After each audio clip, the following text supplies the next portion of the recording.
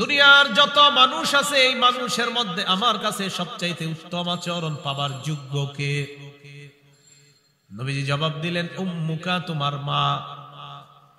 সাহাবী প্রশ্ন করলেন, সুম্মা আইয়ুন, হুজুরের পর কে? নবীজি জবাব দিলেন, উম্মুকা, তোমার মা।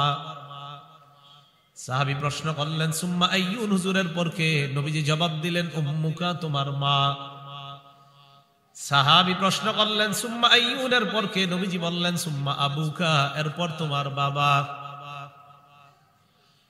মায়ের কথা তিনবার বললেন, বাবার কথা একবার বললেন। মা এমন তিনটা কষ্ট পায়, বাবা কখনো এই তিন কষ্ট পায় না। এক নাম্বার, হামালাতু উম্মুহু কুরহা, মা সন্তানকে পেটে ধারণ করার কষ্ট পায়, এটা বাবা কখনো পায় না। দুই নাম্বার, ওয়াদাআতহু কুরহা, মা সন্তান প্রসব করার কষ্ট পায়, বাবা কখনো সন্তান প্রসবের কষ্ট পায় না। তিন নাম্বার, ওয়া হামলুহু ওয়া ফিসালুহু, মা সন্তানকে দুধ পান করানোর কষ্ট পায়, এটা বাবা কখনো পায় না। রাতের বেলা 10 মিনিট 20 মিনিট কিছুক্ষণ পর পর কতবার ঘুম ভাঙ্গে আর বাচ্চাকে দুধ পান করাইতে হয়, এই কষ্ট বাবা কখনো পায় না। বরং মাঝে মাঝে বাবা বিরক্ত হয়ে অন্য রুমে গিয়ে ঘুমায়। কেন? বাবার এই বিরক্তির কারণ বাচ্চা একটু পরে পরে চিল্লাচিল্লি করে, ঘুম ভালো হওয়ার জন্য অন্য রুমে গিয়ে ঘুমায়। কিন্তু মা বারবার তার প্রস্রাবের কাঁথা উল্টাইতেছে, পাল্টাইতেছে, পরিষ্কার করতেছে, দুধ পান করাইতেছে, এটা বাবা কখনো এই কষ্ট পায় না। আল্লাহর কাছে প্রিয় আমল কোনটা? নবীজি বললেন, আল জিহাদু ফি সাবিলিল্লাহ, আল্লাহর রাস্তায় জিহাদ করা। তাহলে হাদিসের মধ্যে নবী এক নম্বরে বললেন সময় মতো নামাজ পড়া আল্লাহর কাছে সবচেয়ে প্রিয় আমল। দুই নম্বরে বললেন পিতা মাতার প্রতি সদাচরণ করা আল্লাহর প্রতি, এটা আল্লাহর কাছে প্রিয় আমল। এখন একটু বুঝেন, কি বোঝা যায়? আপনি আপনার আব্বার সাথে নম্র ভাষায় কথা বলাটা এটা আমল। কারণ নবীজির সাহাবী প্রশ্ন করছে আল্লাহর কাছে প্রিয় আমল কোনটা? তো নবীজি এক নম্বরে বলছে নামাজ পড়া। সাহাবী দ্বিতীয় নম্বরে বলছে, হুজুর এরপর আল্লাহর কাছে প্রিয় আমল কোনটা? নবীজি বলছে পিতা মাতার প্রতি সদাচরণ করা। আব্বা, আপনার জন্য আমি কি আনবো বলেন, আমি বাজারে আসি। এই যে আপনি সুন্দরভাবে আপনার আব্বার সাথে কথা বললেন, আম্মার সাথে কথা বললেন, বুখারীর বর্ণনা প্রমাণ করে এটাই আপনার একটা আল্লাহর কাছে প্রিয় আমল হিসাবে গণ্য হয়ে যাবে। কারণ প্রশ্ন কি? প্রশ্ন হলো আল্লাহর কাছে প্রিয় আমল কোনটা? তো দুই নম্বরে নবী বলছে পিতা মাতার প্রতি সদাচরণ করা। তাহলে আপনার আব্বা আম্মা তাদের জন্য ভালো ব্যবস্থাপনা করা, এটাও আপনার একটা আমল হয়ে যাবে। শুধু আমল না, আল্লাহর কাছে শ্রেষ্ঠতম একটা আমল হিসাবে গণ্য হয়ে যাবে। সহিহ বুখারীর বর্ণনা 5971 নম্বর হাদিসের বর্ণনা। عن أبي هريرة رضي الله تعالى عنه قال جاء رجل إلى رسول الله صلى الله عليه وسلم। আবু হুরায়রা রাদিয়াল্লাহু তাআলা আনহুর বর্ণনা, এক ব্যক্তি আল্লাহর রাসূলের কাছে আসলেন। আসার পর বললেন, ইয়া রাসূলুল্লাহ, মান আহাক্কুন নাসি বিহুসনি সাহাবাতি, হুজুর মানুষের মধ্যে আমার কাছে সবচাইতে ভালো আচরণ পাওয়ার হকদার কে? দুনিয়ার যত মানুষ আছে এই মানুষের মধ্যে আমার কাছে সবচাইতে উত্তম আচরণ পাবার যোগ্য কে? নবীজি জবাব দিলেন, উম্মুকা, তোমার মা। সাহাবী প্রশ্ন করলেন, সুম্মা আইয়ুন, হুজুরের পর কে? নবীজি জবাব দিলেন, উম্মুকা, তোমার মা। সাহাবী প্রশ্ন করলেন, সুম্মা আইয়ুন, হুজুরের পর কে? নবীজি জবাব দিলেন, উম্মুকা, তোমার মা। সাহাবী প্রশ্ন করলেন, সুম্মা আইয়ুনের পর কে? নবীজি বললেন, সুম্মা আবুকা, এরপর তোমার বাবা। মায়ের কথা তিনবার বললেন, বাবার কথা একবার বললেন। মা এমন তিনটা কষ্ট পায়, বাবা কখনো এই তিন কষ্ট পায় না। এক নাম্বার, হামালাতু উম্মুহু কুরহা, মা সন্তানকে পেটে ধারণ করার কষ্ট পায়, এটা বাবা কখনো পায় না। দুই নাম্বার, ওয়াদাআতহু কুরহা, মা সন্তান প্রসব করার কষ্ট পায়, বাবা কখনো সন্তান প্রসবের কষ্ট পায় না। তিন নাম্বার, ওয়া হামলুহু ওয়া ফিসালুহু, মা সন্তানকে দুধ পান করানোর কষ্ট পায়, এটা বাবা কখনো পায় না। রাতের বেলা 10 মিনিট 20 মিনিট কিছুক্ষণ পর পর কতবার ঘুম ভাঙ্গে আর বাচ্চাকে দুধ পান করাইতে হয়। এই কষ্ট বাবা কখনো পায় না, বরং মাঝে মাঝে বাবা বিরক্ত হয়ে অন্য রুমে গিয়ে ঘুমায়। কেন?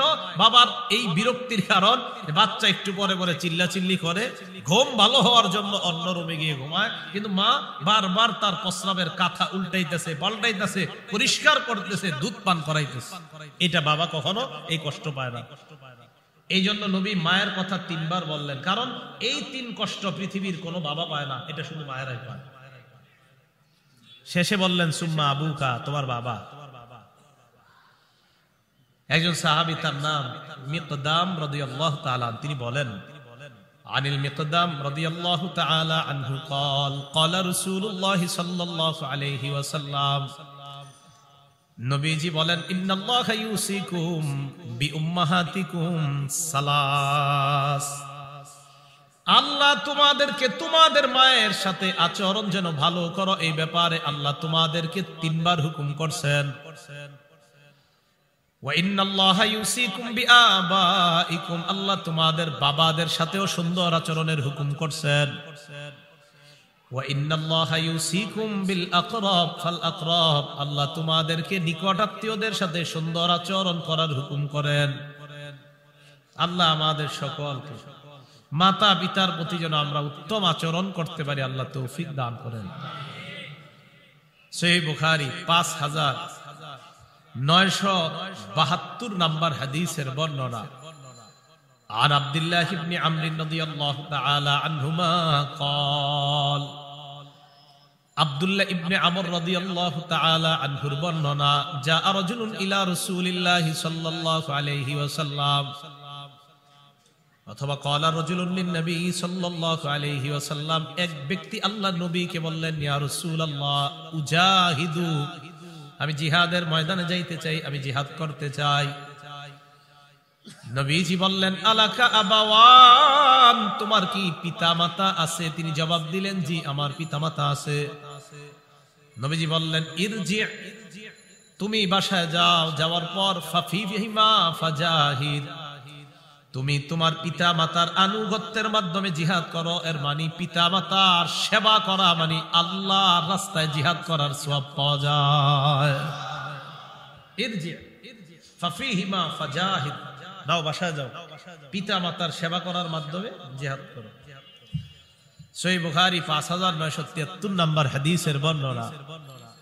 আন আব্দুল্লাহ ইবনে আমর রাদিয়াল্লাহু তাআলা আনহুমা قال, আব্দুল্লাহ ইবনে আমর থেকে আরেকটা বর্ণনা, নবীজি সাল্লাল্লাহু আলাইহি ওয়াসাল্লাম বলেন, লা ইয়ালআনুর রাজুল ওয়ালিদাই, তোমাদের কেউ যেন তার পিতা মাতাকে অভিশাপ না দেয়। সাহাবারা প্রশ্ন করলেন, ইয়া রাসূলুল্লাহ কাইফা ইয়ালআনুর রাজুল ওয়ালিদাই, কোন সন্তান কি তার মা বাবারে অভিশাপ দিতে পারে? মা বাবারে আবার সন্তান অভিশাপ দেয় কিভাবে? নবীজি জবাব দিলেন, ইয়াসুব্বু আবার রাজুল ফায়াসুব্বু আবা ওয়া ইয়াসুব্বু উম্মা, কোন ব্যক্তি আরেকজনের বাবারে গালি দেয়, পাল্টা ওই ব্যক্তি তার বাবারে গালি দেয়। কোন ব্যক্তি তার মাকে গালি দেয়, ওই ব্যক্তি পাল্টা তার মাকে গালি দেয়। আমি কাউকে গালি দেওয়া, পাল্টা আমাকে আমার বাবা নিয়ে গালি দেওয়া, আমার মা নিয়ে গালি দেওয়া, কেমন যেন আমি আমার মা বাবারে গালি খাওয়াইলাম। এটাই হলো পিতা মাতাকে অভিশাপ দেওয়া। এই জন্য আপনি কাউরে গালি দিয়ে, আপনারে যদি কেউ গালি দেয় আপনি পাল্টা গালি দেওয়া, মানে আমি আপনারে গালি দিলাম, দেওয়ার সাথে সাথে আপনি আমার ওইটাই কইলেন পাল্টা। এর মানে আমি গালি দেওয়ার কারণেই তো আপনি আমারে গালি দিলেন। এই গালি আমি আপনার থেকে যে পাইলাম, এটাই আমি আমার আব্বা আম্মারে অভিশাপ দিলাম, মানে আপনারে গালির কারণে আপনি আমারে শোনায়া দিলেন। নবীজি কয়, এটা তুমি তোমার মা বাপের এই গালি নিজ হাতে ধইরা খাওয়াইলা, এটাই মা বাবার অভিশপ্ত করা। তাহলে কাউরে গালি দিয়েন না, যদি দেন ওই বেটা পাল্টা আপনার আব্বারে গালি দিবে, আপনার আম্মারে গালি দিবে। আল্লাহ বুঝার তৌফিক দান করেন। রাসূলুল্লাহ সাল্লাল্লাহু আলাইহি সাল্লামের সাহাবী একজন নাম মুআবিয়া ইবনে জাহিমা আস-সুলামি। পুরাটা মনে রাখার দরকার নেই। মুআবিয়া কেন বললাম? কারণ মুআবিয়া নামে নবীজির আরো বিখ্যাত সাহাবী আছে, কিন্তু ওনার নাম ওই বিখ্যাত আমিরে মুআবিয়া রাদিয়াল্লাহু তাআলা আন উনি না, উনি আরেক মুআবিয়া, নাম মুআবিয়া ইবনে জাহিমা আস-সুলামি। আর আমিরে মুআবিয়া বিখ্যাত যিনি, তার নাম মুআবিয়া ইবনে আবি সুফিয়ান। উনি আবু সুফিয়ান রাদিয়াল্লাহু তাআলা আনহুর সন্তান মুআবিয়া। আর আমি এখন যে সাহাবীর নাম বললাম ওনার নাম মুআবিয়া ইবনে জাহিমা আস-সুলামি রাদিয়াল্লাহু তাআলা। তিনি রাসূল সাল্লাল্লাহু আলাইহি সাল্লামের কাছে আসছেন। আসার পর নবীজিকে বলতেছেন, ইন্নী কুনতু আরাদতুল জিহাদ মাকা ইয়া রাসূলুল্লাহ, ইয়া রাসূলুল্লাহ, আমি আপনার সাথে জিহাদের ময়দানে থেকে আপনার পাশে থেকে লড়াই করতে চাই। নবীজি বললেন, আহাইয়াতুন উম্মুকা, তোমার মা জিন্দা আছে কিনা? কয় জি জিন্দা আছে। রাসূলুল্লাহ সাল্লাল্লাহু আলাইহি ওয়াসাল্লাম বললেন, ইরজি ফাবাররাহা, যাও তোমার মায়ের সেবা করো। তিনি বলেন, সুম্মা আতাইতুহু মিনাল জানিবিল আখার, আরেক পাশ দিয়া নবীর সামনে আসলাম। আসার পর বললাম, ইন্নী কুনতু আরাদতুল জিহাদ আবতাগি বিযালিকা ওয়াজহাল্লাহি ওয়াদ দারাল আখিরাহ, আমি আপনার সাথে থেকে আপনার পাশে থেকে লড়াই করতে চাই। আমি এই জিহাদের দ্বারা আল্লাহর সন্তুষ্টি আর আখিরাত কামাই করতে চাই, এটা আমার উদ্দেশ্য। নবীজি বললেন, আহাইয়াতুন উম্মুকা, তোমার মা জিন্দা আছে কিনা? কয় জি আছে। রাসূলুল্লাহ সাল্লাল্লাহু আলাইহি ওয়াসাল্লাম বললেন, ইরজি ফাবাররাহা, বাসায় যাও মায়ের সেবা করো। সাহাবী বলেন, আমি আবার সামনে দিয়ে আসলাম। আসার পর বললাম, ইয়া রাসূলুল্লাহ, আমি আপনার আশেপাশে থেকে জিহাদের ময়দানে থেকে লড়াই করতে চাই। আবতাগি বিযালিকা ওয়াজহাল্লাহ ওয়াদ দারাল আখিরাহ, আমি এর দ্বারা আল্লাহর সন্তুষ্টি চাই, আখিরাত কামনা করতে চাই। নবীজি বললেন, আহাইয়াতুন উম্মুকা, তোমার মা জিন্দা আছে কিনা? জি আছে। নবীজি বললেন, ইরজি ফাবাররাহা, যাও মায়ের সেবা করো। ইলজাম রিজলাহা ফাসাম্মাল জান্নাহ, মায়ের পা আঁকড়ে ধরে থাকো, সেখানেই তোমার জান্নাত। মানে মায়ের সেবা করো, এখানেই তোমার জান্নাত। আপনারা বা ঢাকা শহরের মানুষ তো বাসার ছাদে আপনারা আর কি গাছ লাগান, পেয়ারা গাছ, পেঁপে গাছ, আম গাছ লাগায় না অনেকে? হয়। আপনারা প্রথম পেঁপেটা, প্রথম পেয়ারা, প্রথম আপনার অনেক কিছু আর কি এরা কি করে চিন্তা করে, আমি বড় কোনো আলেমকে, বড় মুফতি, বড় পীর সাহেবরে নিয়ে যাই, ওনার কাছে দেই। আপনার আব্বা আম্মা যদি জীবিত থাকে আগে তাদেরকে খাওয়ান, পরে হুজুরে দিয়ে দেন। ফাসাম্মাল জান্নাহ, সেখানে জান্নাত নিশ্চিত। এখানে নিশ্চিত কিনা এটা হাদিসে নাই, কিন্তু সেখানে নিশ্চিত এটা হাদিসে আছে। এজন্য সেখানে খাওয়ান আগে। আমরা আম্মা আরেক বাসায় থাকে, আপনি এক বাসায় থাকেন, সেপারেট থাকেন, তো মা থাকে আরেক বাসায়, বাবা আরেক বাসায়। আপনি বিরিয়ানি রান্না করলেন, তো আপনার মাথায় আসলো আমি মসজিদের ইমাম সাহেবের জন্য পাঠাবো। হ্যাঁ, আগে আপনার আব্বা আম্মার জন্য পাঠান, পরে ইমাম সাহেবের জন্য পাঠান। আগে ওখানে পাঠান, এখানেও পাঠান, সমস্যা নেই, আগে ওখানে। ওনাদেরকে কখনো ভুলবেন না, মুহূর্তের জন্য। ফাসাম্মাল জান্নাহ, রাসূল বলছেন সেখানে জান্নাত। তো রাসূলুল্লাহ সাল্লাল্লাহু আলাইহি সাল্লাম সাহাবীকে বললেন, মায়ের সেবা করো, মায়ের সেবা করো। আল্লাহ কথাগুলা বুঝার তৌফিক দান করেন।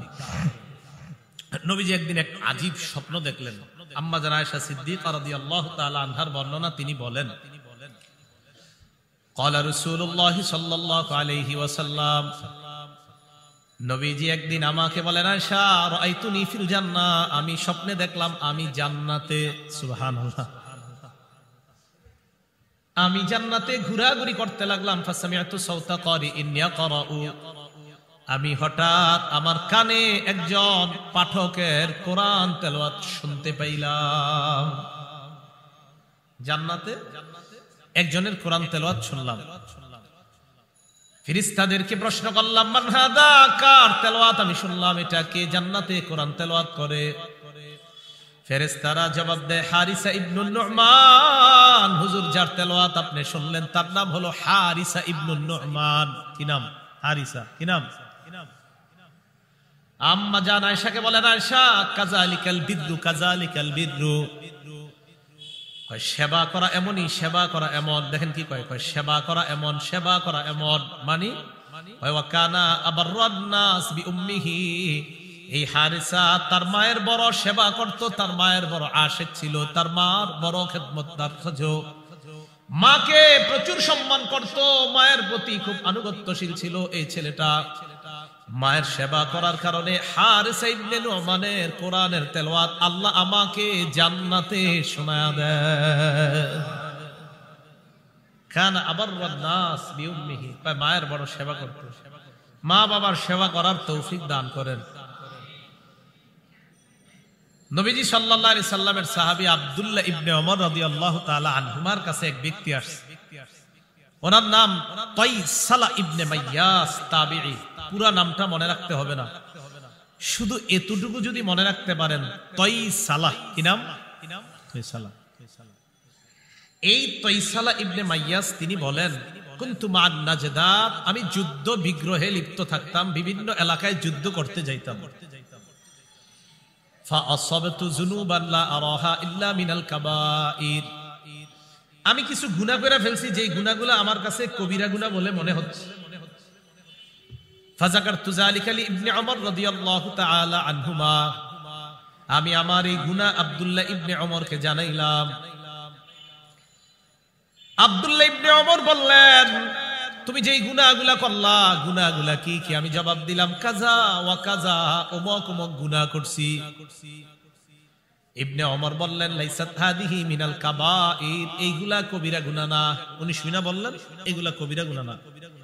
তখন তিনি বললেন, মনে রাখবা, হুন্না তিসউন, বড় বড় প্রধানতম কবিরা গুনাহ হলো 9টা। বলেন, প্রধান কবিরা গুনাহ কয়টা? আরো আছে অনেক। তো ইবনে ওমর বলেন, অনেক কবিরা গুনার মধ্যে প্রধান কবিরা গুনাহ 9টা। মনে রাখবেন তো?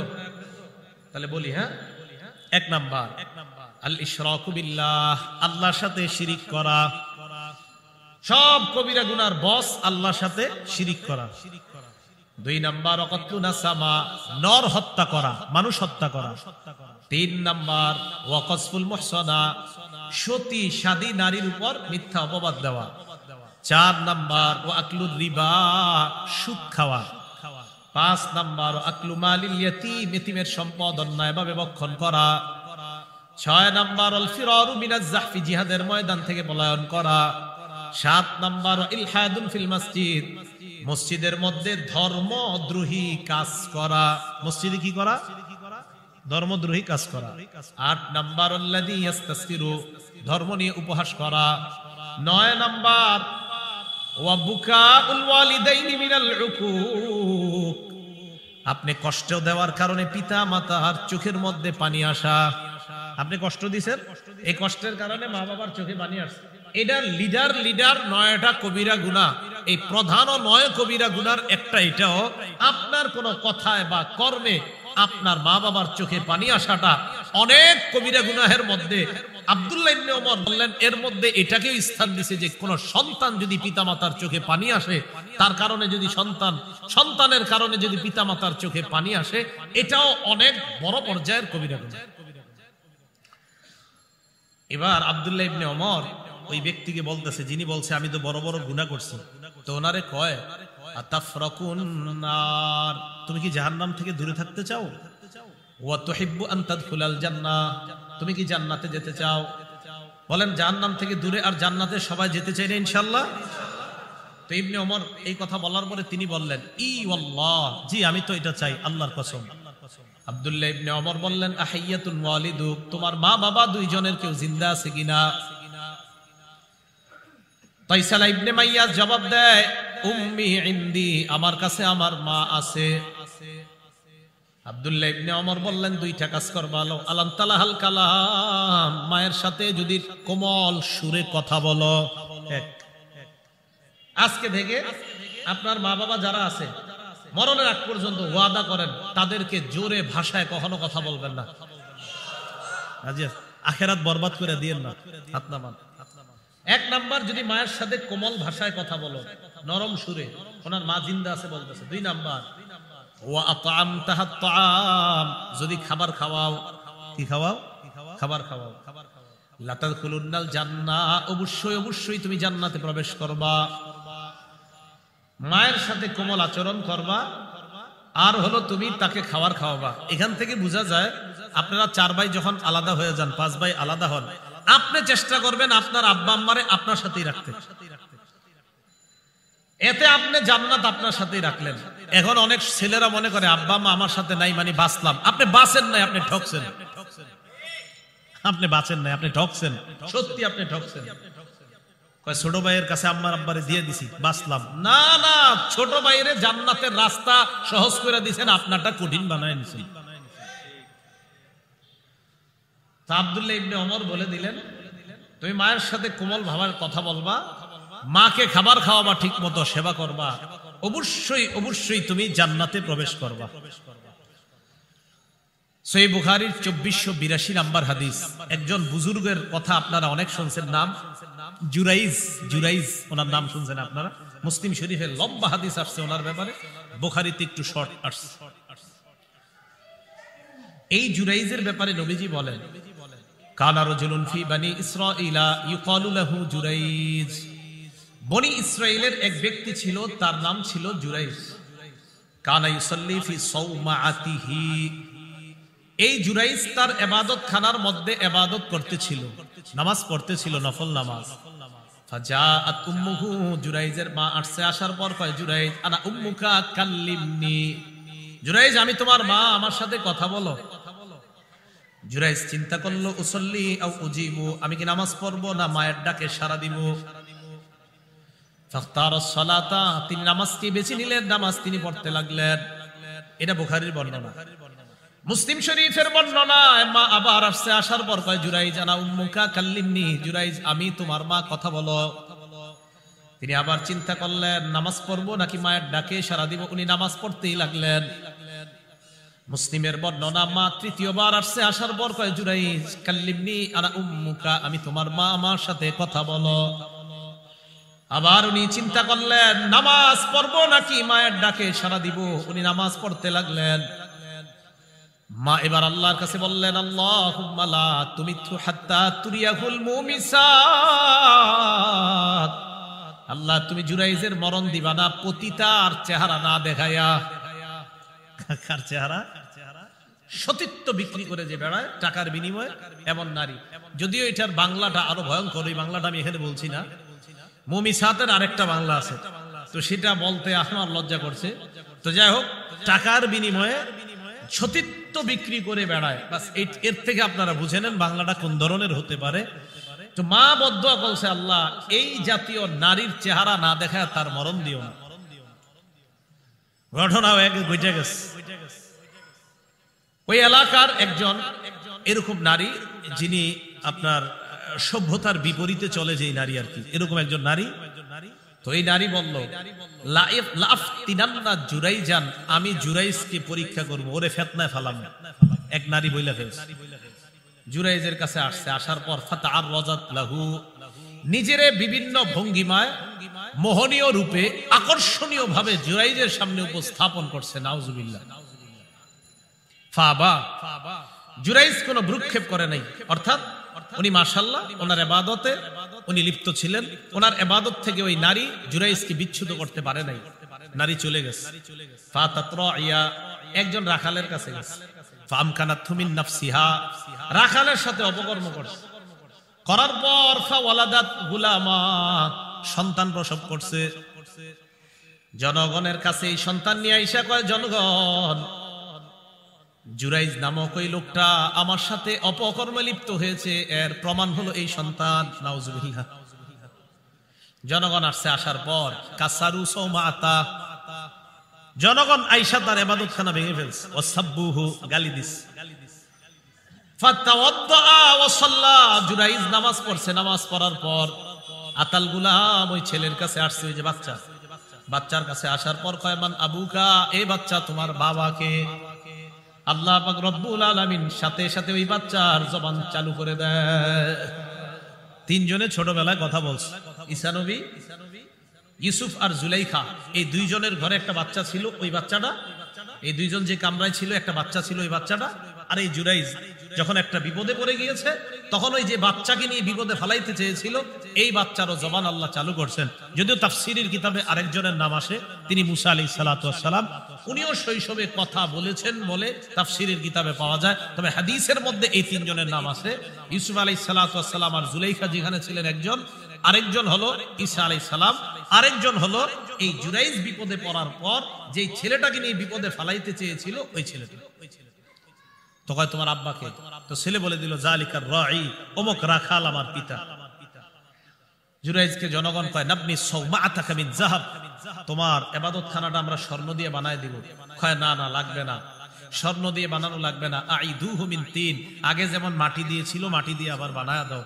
জুরাইজ বুঝতে পারছে যে এই ভাঙ্গাটা, এই বিপদে পড়াটা এটা তোমাদের দোষ না, আমি নিজের দোষে এটা বিপদে পড়েছিলাম, আম্মার কথা শুনি নাই, আম্মা বদদোয়া করে ফেলছে, এই বদদোয়া লেগে গিয়েছে, এখন আল্লাহ ওই বদদোয়া কবুল করে ফেলেছে, আমাকে আল্লাহ একটা বিপদে ফালায়া দুনিয়াবাসীর জন্য আল্লাহ একটা শিক্ষা রেখে দিয়েছে যে মায়ের কথা কতটা দ্রুত কবুল হয়ে যায়, এটা যেন সন্তানরা মাথায় রাখে। এখন আসেন, আপনার ছেলে মেয়ে আপনারে বড় হওয়ার পর তারা যে আপনার আনুগত্য করবে, সেবা করবে, এটা কখন? আপনি যদি তাদেরকে ইসলামী সভ্যতায় বড় করে তোলেন। না হয় ওই সন্তান আপনাকে নিয়ে বৃদ্ধাশ্রমে রেখে আসবে, ওই সন্তান আপনাকে বাবা মা হিসাবে মূল্যায়ন করবে না, ওই সন্তান বিদেশে থাকা অবস্থায় আপনি যখন মারা যাবেন তখন ওই সন্তান বলবে আমার ইম্পর্টেন্ট একটা মিটিং আছে আজকে, এই মিটিং ছেড়ে আমি বাংলাদেশে যাওয়া সম্ভব না, মৃত্যুর পর আপনাকে দেখারও তার কোনো ঘর সুযোগ মিলবে না, এটা মাথায় রাখবেন।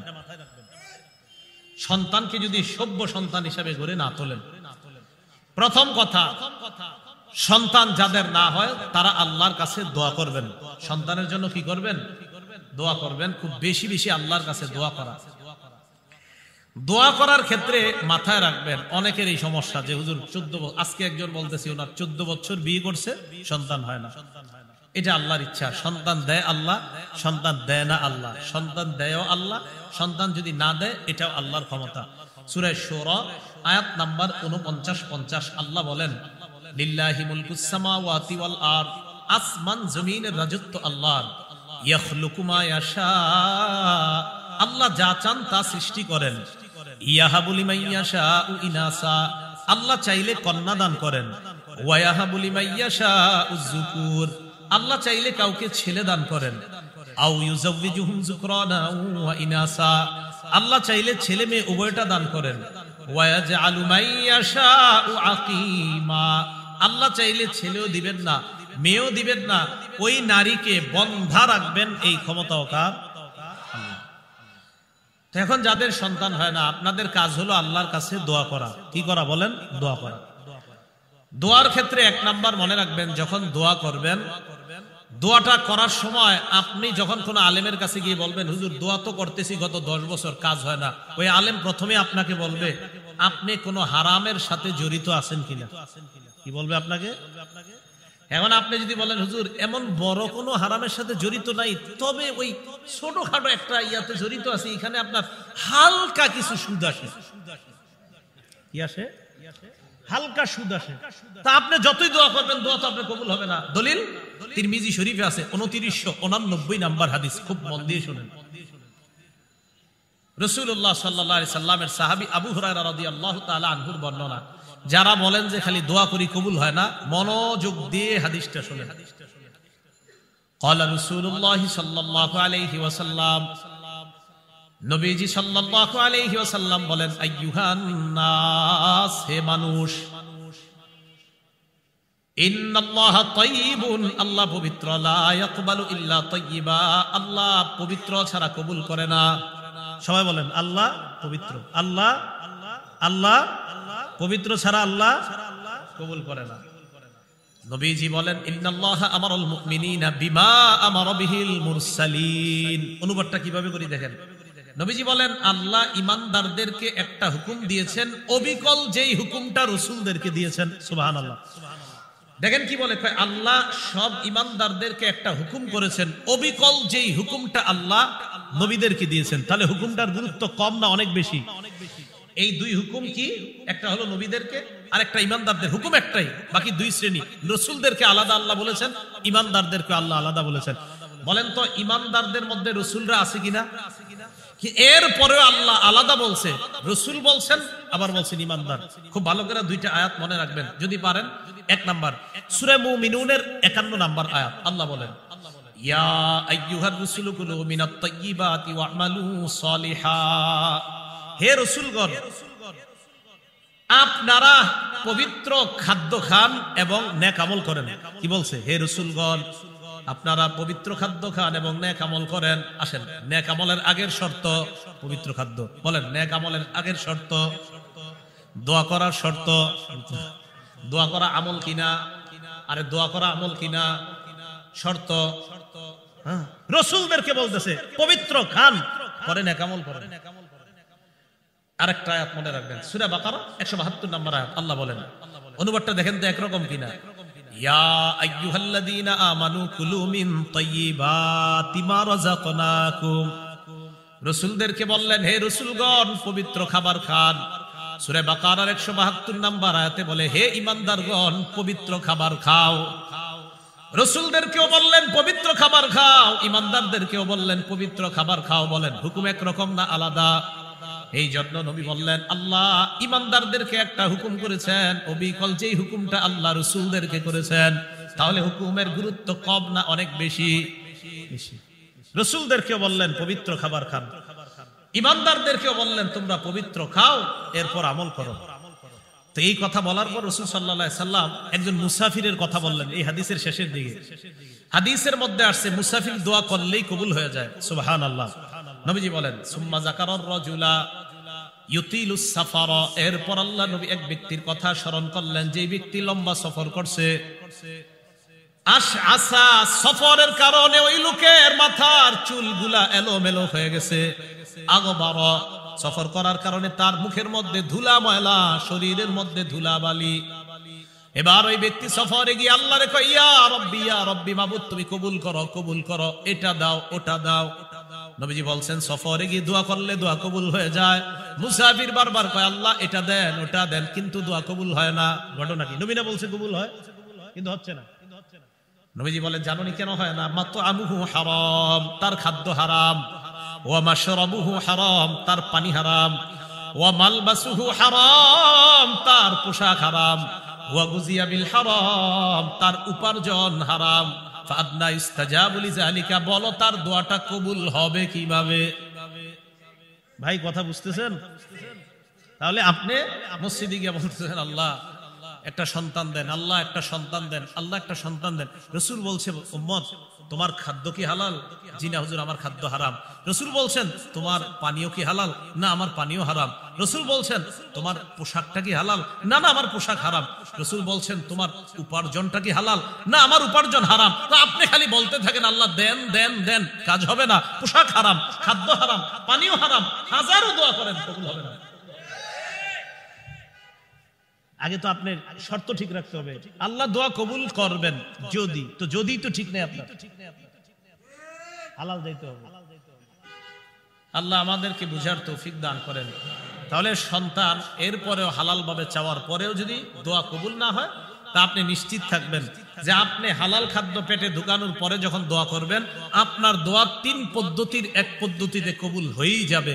1 নাম্বার, নগদ কবুল হবে দুনিয়াতে।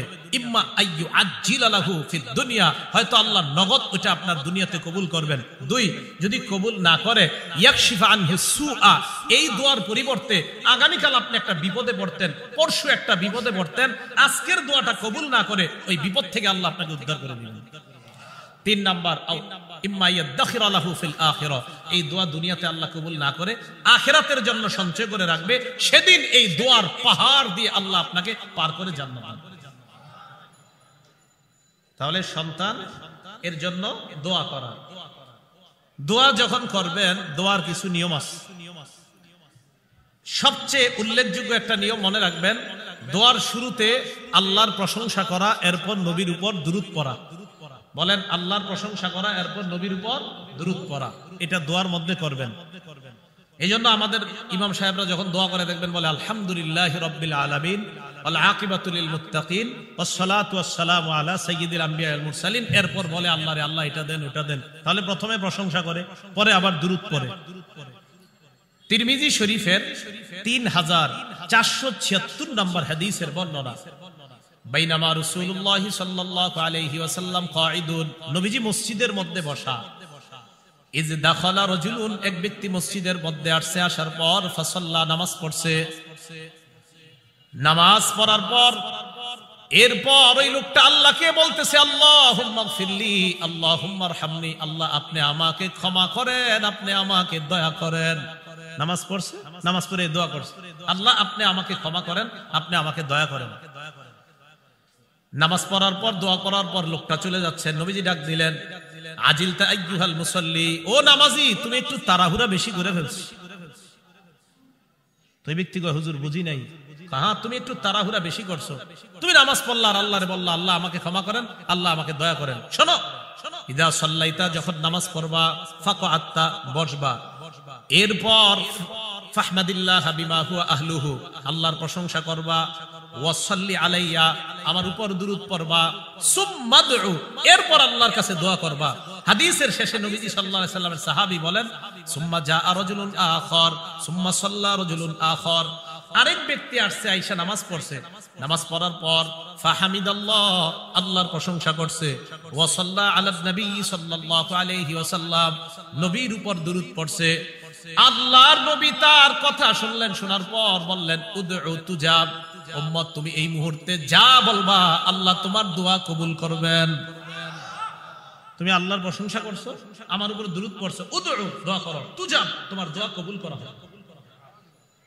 এজন্য সূরা গাফিরের ৬০ নম্বর আয়াতে আল্লাহ বলেন, ওয়াকালা রাব্বুকুম উদউনি আস্তাজিব লাকুম, তোমাদের রব বলেন তোমরা আমার কাছে দোয়া করো, আমি তোমাদের ডাকে সাড়া দিব, আমি তোমাদের দোয়া কবুল করব। আমি তোমাদের ডাকে সাড়া দিব, আমি তোমাদের দোয়া কবুল করব। আল্লাহ আমাদের সকলকে আল্লাহর কাছে চেয়ে নেওয়ার এই যোগ্যতা যেন আমাদের তৈরি হয়, আল্লাহ তৌফিক দান করেন। তাহলে বলেন তো আমরা কার কাছে চাইবো? আল্লাহর কাছে। সন্তান কার কাছে চাইবো? আল্লাহর কাছে। শর্তগুলো কিন্তু পূরণ করেন, হালাল পেটে থাকতে হবে, হালাল উপার্জন থাকতে হবে, হালাল পথে হালাল উপার্জন, হালাল পথে ব্যয়, হালাল পেট, খাদ্য পেটের মধ্যে, এই অবস্থায় দোয়া করবেন, অবশ্যই আপনার দোয়া কবুল করা হবে। হযরত ওমর ফারুক রাদিয়াল্লাহু তাআলা আনহুর বর্ণনা, তিরমিজি শরীফের 486 নম্বর বর্ণনা। ওমর ফারুক বলেন, দুনিয়ার মানুষ শোনো, ইন্নাদ দুআ মাওকুফুন বাইনাস সামাই ওয়াল আরদ। একটু দেখেন, তুমি যখন দোয়া করো তোমার দোয়াটা আসমান আর জমিনের মাঝে এইভাবে ঝুলা থাকে। কি হলো এটা? তুমি যখন দোয়া করো আসমান আর জমিনের মাঝে ঝুলে থাকে। কেন? হাত্তা তুসাল্লি আলা নবী সাল্লাল্লাহু আলাইহি ওয়াসাল্লাম, দোয়ার মধ্যে যতক্ষণ নবীর উপর দুরূদ না পড়ো ততক্ষণ এটা ঝুলে থাকে। ওমর ইবনুল খাত্তাব বলেন, তুমি দোয়া করলা, দোয়ার মধ্যে যদি নবীর উপর দুরূদ না পড়ো তোমার দোয়াটা ঝুলে থাকবে।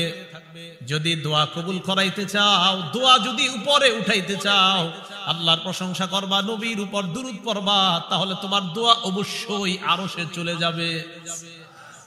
তাহলে আল্লাহর প্রশংসা করা, নবীর উপর দুরূদ পড়া, এইভাবে দোয়া করা। দোয়ার ক্ষেত্রে দ্বিতীয় কথা, দোয়া করবেন এমন ভাবে যে নিজের কোনো অপরাধ থাকলে অপরাধগুলা আল্লাহর কাছে স্বীকার করবেন। আল্লাহ আমি তো এই অপরাধগুলা করছি, এই কারণে কি আপনি আমার উপর নারাজ, মাবুদ মেহেরবানি করে আমারে আপনি মাফ করেন। অপরাধ স্বীকার কইরা আল্লাহরে বললেন। আরে আল্লাহর কাছে স্বীকার করলে তো কেউ শুনতেছে না, আপনি আল্লাহকে বলেন, এটা আল্লাহর কাছে বলবেন। এই জন্য তো আমরা নামাজের শেষ বৈঠকে কি বলি? আল্লাহুম্মা ইন্নী যালামতু নাফসি যুলমান কাসীরা, আল্লাহ আমি নিজের উপর অনেক জুলুম করছি, আমি স্বীকার করতেছি মাওলা এত জুলুম করছি মাবুদ। আল্লাহ লা ইয়াগফিরুয যুনুবা ইল্লা আনতা, আল্লাহ আপনি ছাড়া আমার এই গুনাহ মাফ করার কেউ নাই। ফাগফিরলি মাগফিরাতাম মিন ইনদিকা, আল্লাহ আপনার পক্ষ থেকে স্পেশাল ক্ষমা আমাকে করে দেন। সুবহানাল্লাহ। ওয়ারহামনি, আমাকে দয়া করেন। ইন্নাকা আনতাল গফুরুর রহিম, আপনি ক্ষমাশীল, আপনি দয়ালু।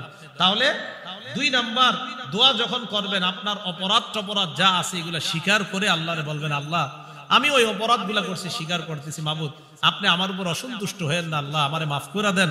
আল্লাহ আমাকে ক্ষমা করে দিয়ে, দীর্ঘদিন যাবত আমাদের সন্তান হচ্ছে না, আল্লাহ হয়তো ওই অপরাধের কারণে কি আপনি নাখুশ হয়ে আছেন কিনা, আল্লাহ অপরাধগুলা ক্ষমা করে দেন, আমাদের সন্তানের ব্যবস্থা করেন। এই গেল 2 নাম্বার। 3 নাম্বার আত-তাদাররু, কাকুতি মিনতি করে আল্লাহর কাছে দোয়া করা। কি বলে? কাকুতি মিনতি, আল্লাহ দেন দেন, এইভাবে কাকুতি মিনতি করে আল্লাহর কাছে যেইভাবে পারেন দোয়া করা, যেন আপনাকে দেখলে মনে হচ্ছে আপনি অসহায়ের মতো আল্লাহর কাছে কি যেন বলতেছেন। কাকুতি মিনতি করে দোয়া করা। সূরা আনআমের 42-43 নম্বর আয়াতে আল্লাহ বলেন, ওয়ালাকাদ আরসালনা ইলা উমামিন মিন ক্বাবলিকা ফাআখাযনাহুম বিল বাসাই ওয়াদ দাররাই লাআল্লাহুম ইয়াতাদাররুন।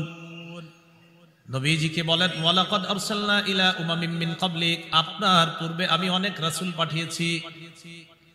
ফাআখাযনাহুম বিল বাসাই ওয়াদ দাররা, যে জাতিদের কাছে আমি রাসূল পাঠিয়েছি তাদেরকে আমি দারিদ্রতা দ্বারা, অভাব অনটন দ্বারা, ক্ষুধা দ্বারা পাকড়াও করলাম। কেন পাকড়াও করছি জানেন? লাআল্লাহুম ইয়াতাদাররুন, যেন তারা আমার কাছে কাকুতি মিনতি করে, আমারে যেন বলে আল্লাহ আমাদেরকে দারিদ্রতা দিয়েন না। আল্লাহ বলেন, ফালাউলা ইজ জাআহুম বাসুনা তাদাররু, আমার গজব আসার পরেও তারা আমার কাছে কাকুতি মিনতি করে নাই। গজব আসার পরেও আমার কাছে তারা কাকুতি মিনতি করে না। তখন কি হয়েছে? ওয়ালাকিন কাসাত কুলুবুহুম, তাদের অন্তর আরো শক্ত হয়ে গেছে। ফাযায়্যানা লাহুমুশ শাইতানু আ'মালাহুম, ফলে শয়তান তাদের কর্মগুলা তাদের কাছে মোহনীয় করে উপস্থাপন করেছে। করোনার সময় আমি মনে করেছি যে করোনা যাওয়ার পর আমাদের বাংলাদেশের মানুষ মনে হয় আর কোনোদিন গুনাহ করবে না, আমি এটা মনে করেছিলাম। আল্লাহ বলেন, গজব দিলাম আমার কাছে কাকুতি মিনতি করার জন্য। কিসের কাকুতি মিনতি? ওই সময় নাকি ইন্টারনেট এত পরিমাণ ইউজ করা হয়েছে করোনার সময়, যা করোনার আগে পরে ইউজ করা হয়নি। ঘরে বসে বসে আর সুযোগ করে দিন। তো কোথায় কাকুতি মিনতি করবেন গজব আসার পর? কাকুতি মিনতি বাদ দিয়া গুনাহ করা। আল্লাহ বলে, গজব দিলাম আমার কাছে কান্না করো, কাকুতি মিনতি করো। তারা কয় না, আমাদের অন্তর শক্ত, আপনি করোনা না আরো কিছু দেন, কান্মু না। ভাবসাব এমন, কাকুতি মিনতি করা 3 নাম্বার। তো এইভাবে আল্লাহর কাছে বলা। আল্লাহ পাক রব্বুল আলামিন বলেন সূরা আরাফের 55 নাম্বার আয়াতে, উদউ রাব্বাকুম তাদাররুআন ওয়া খুফিয়া, তোমরা তোমাদের রবকে ডাকো কাকুতি মিনতি করে এবং গোপনে। মসজিদের এক কোনায় বসে যান মিয়া, সব মুসল্লিরা বের হওয়ার পর আস্তে ধীরে আল্লাহর কাছে আপনি বলতে থাকেন। আস্তেই বলেন, কোনো সমস্যা নাই, আল্লাহকে আস্তে বললেও আল্লাহ শুনেন। সহিহ বুখারীর 2992 নম্বর হাদিসের বর্ণনা, রাসূলের সাহাবী আবু মুসা আশআরী রাদিয়াল্লাহু তাআলা আনহু বলেন, কুন্না মা রাসূলিল্লাহি সাল্লাল্লাহু আলাইহি ওয়াসাল্লাম ফি সাফার, নবীজির সাথে এক সফরে ছিলাম আমরা। কুন্না ইদা আশরাফনা আলা ওয়াদ, আমরা যখন উঁচু জায়গায় আরোহণ করতাম, হাল্লালনা ওয়া কাব্বারনা, আমরা লা ইলাহা ইল্লাল্লাহ বলতাম আর বলতাম আল্লাহু আকবার, হাত্তা ইরতাফাত আসওয়াতুনা, আমাদের আওয়াজগুলা মাঝে মাঝে বেশি হয়ে যাইত। লা ইলাহা ইল্লাল্লাহর আওয়াজ আর আল্লাহু আকবারের আওয়াজ খুব বেশি হয়ে যাইত মাঝে মাঝে। নবীজি আমাদেরকে বলতেন, ইরবাউ আলা আনফুসিকুম, এই নিজেদের প্রতি একটু সদয় হও। ইন্নাকুম লা তাদউনা আসাম্মা ওয়ালা গায়বা, আরে তোমরা যে রবকে ডাকতেছো সেই রব বধির না যে ওনারে জোরে বইলা শোনাইতে হবে। উনি বধির না, উনি শুনেন। ওয়ালা গায়বান, উনি অনুপস্থিত না। ইন্নাহু মাআকুম, ওই রব তোমার সাথেই আছেন। ইন্নাহু সামিউন করিব। আপনি মসজিদের কোনায় বসা এই আস্তে ধীরে কাকুতি মিনতি করে কর, আরে বলতে থাকেন, প্রতিদিন বলতে থাকেন, আর সন্তান হবে আপনার। বলতে থাকেন বারবার, আপনি বলেন না আস্তে ধীরে, আস্তে ধীরে বসে বসে বলেন, আল্লাহ আপনার ছাড়া কই যাবো, এইভাবে আল্লাহরে বলেন। আল্লাহ আপনার কথা শুনবে না তো কারটা শুনবে? এগুলো 3 নাম্বার, কাকুতি মিনতি করে আল্লাহর কাছে চান। 4 নাম্বার, দৃঢ় প্রতিজ্ঞা নিয়ে চাবেন, না আমাকে দিবেই আল্লাহ। দৃঢ় প্রতিজ্ঞা 4 নাম্বার, আমাকে দিবেন, আমার রব আমাকে দিবেনই, এই প্রতিজ্ঞা করা, এটা 4 নাম্বার। সহিহ বুখারীর বর্ণনা 6339 নাম্বার হাদিসের বর্ণনা। ক্বালা রাসূলুল্লাহ সাল্লাল্লাহু আলাইহি ওয়াসাল্লাম, নবীজি সাল্লাল্লাহু আলাইহি ওয়াসাল্লাম বলেন, লা ইয়াকুলান্না আহাদুকুম, তোমাদের কেউ যেন এইভাবে দোয়া না করে। কিভাবে? আল্লাহুম্মা গফিরলি ওয়ারহামনি ইন শিতা, আল্লাহ আপনি আমাকে মাফ করেন, আপনি আমাকে দয়া করেন যদি আপনি চান। এমনি দোয়া করো না, তোমাদের কেউ যেন দোয়া এইভাবে না করে যে আল্লাহ আপনি আমাকে মাফ করেন, আপনি আমাকে ক্ষমা করেন যদি আপনি চান। তুমি এটা আবার কি কইলা, যদি আপনি চান? নবীজি বললেন এইভাবে বলবা না, লিয়াজিবিল মাসআলা, তুমি দৃঢ়ভাবে বলবা আল্লাহ আমাকে মাফ করেন, আল্লাহ আমাকে ক্ষমা করেন, দৃঢ়তার সাথে বলবা। এটা দৃঢ়তার সাথে বলবা, ফাইন্নাহু লা মুকরিহা লা, আল্লাহকে বাধ্য করার মতো কেউ নাই। তুমি যে আল্লাহরে বললা আল্লাহ আপনার মন চাইলে মাফ করেন, আল্লাহরে কি তুমি বাধ্য করতে চাও যে মন চাক আর না চাক? এটা কেমন শব্দ বললা? এই শব্দ আল্লাহকে কখনো বলবা না। আল্লাহ মাফ করেন, আল্লাহ ক্ষমা করেন। একিন রাখবা আমার রব আমাকে মাফ করবেনি, আমার রব আমাকে ক্ষমা করবেনি। আপনি আস্তে ধীরে কাকুতি মিনতি করে মসজিদের কোনায় বসে বলেন, আল্লাহ সন্তান হচ্ছে না, সন্তান দেন। মা বোনরা যারা আছেন ঘরে এক জায়গায় বসেন, বৈশা আল্লাহরে বলেন, আল্লাহ বিয়ে হলো 10 বছর সন্তান হয় না, আল্লাহ আপনি দেন, আপনি ছাড়া তো সন্তান কেউ দিতে পারে না, মাবুদ কোথায় যাব, আল্লাহ আপনি দেন। দৃঢ় প্রতিজ্ঞা রাখবেন যে আমার রব আমাকে সন্তান দিবেনি।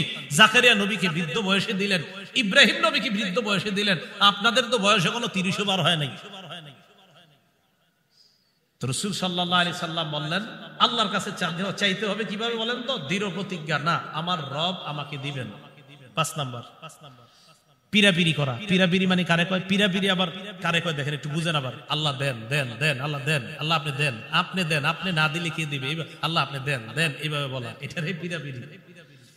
ফাথুল বারি 11 নম্বর খন্ড 98 নম্বর পৃষ্ঠায় আসছে আম্মা জান আয়েশা সিদ্দিকার বর্ণনা, ইন্নাল্লাহা ইউহিব্বুল মুলিহিনা ফিদ দুআ, দোয়ার মধ্যে যারা এটা করে বারবার, আল্লাহ দেন দেন, আল্লাহ আপনি দেন, আপনি না দিলে কে দিবে, আল্লাহ দেন দেন, এইভাবে বারবার বলাটা আল্লাহ পছন্দ করে। যে আমার বান্দা আমারে বারবার বলতেছে, আল্লাহ পছন্দ করে। তাহলে সন্তান আপনি আল্লাহর কাছ থেকে চেয়ে নিবেন, নেওয়ার পর এই সন্তানটাকে আদর্শ যোগ্য সন্তান হিসাবে গড়ে তুলবেন। লালন পালন যখন করবেন ইসলামী সভ্যতায়, ওই সন্তান পিতা মাতার অধিকারগুলা রক্ষা করবে। ওই সন্তান কখনো তার মা বাবাকে বৃদ্ধাশ্রমে রেখে আসবে না, মা বাবাকে কষ্ট দিবে না, বরং ওই সন্তান মনে করবে আমার মা বাবা আমার জান্নাত, আমার মা বাবাই আমার জাহান্নাম। যদি তাদের প্রতি সদাচরণ করি তাহলে জান্নাত সহজ, যদি তাদের প্রতি আমি বেয়াদবি অসদাচরণ করি তাহলে জাহান্নামও সহজ। আল্লাহ আমাদের সকলকে সূরা বাকারা এবং বনী ইসরাঈলের 2টি আয়াতকে সামনে রেখে যে কথাগুলো আমরা জানলাম শুনলাম, আমি সহ আমাদের সকলকে পিতা মাতার প্রতি যেন আমরা আনুগত্যশীল সন্তান হতে পারি। আল্লাহ তৌফিক দান